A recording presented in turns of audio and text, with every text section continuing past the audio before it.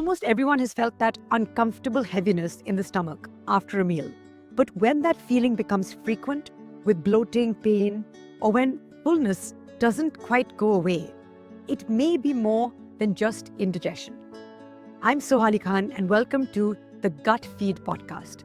Today, we're unpacking dyspepsia, what it really is, why it happens, and how it can be managed. And joining me is Dr. Amit Masnotra, who'll help us separate fact from myth when it comes to our digestive health. So let's start with our questions. Okay, let's get started. Doctor, what exactly is dyspepsia and how is it different from just regular indigestion? Dyspepsia is a very broad term which is being commonly used for multiple symptoms which are related to the upper GI tract. So dyspepsia in a layman's term is simply correlated as the symptoms related to the hyperacidity, or you can say gastritis in the medical terms.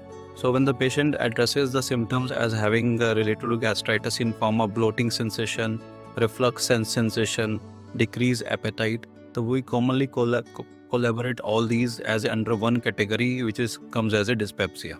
So why do people feel bloated or overly full after meals?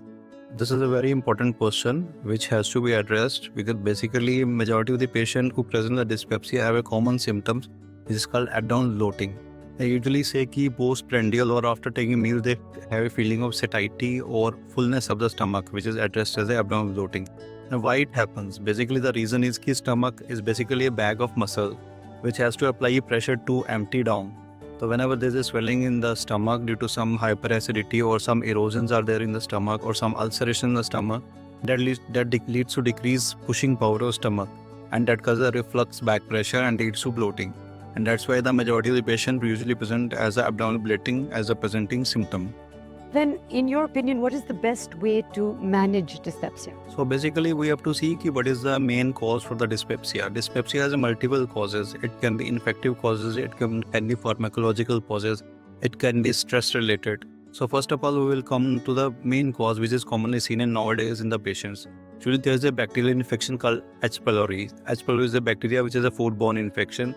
It leads to increased acid secretion for a chronic period, thereby leading to swelling, ulcerations and erosions, and leading to dyspepsia symptoms.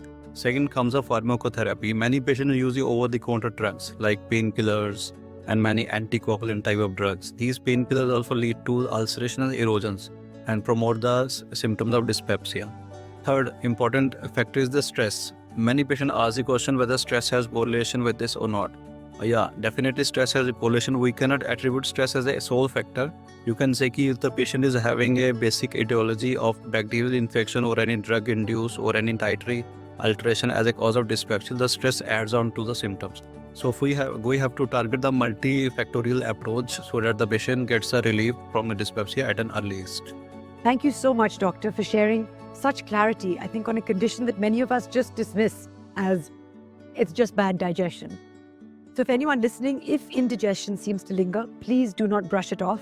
The right guidance can actually make all the difference. And thank you for tuning in to the Gut Feed podcast. Wishing you all good health and comfort.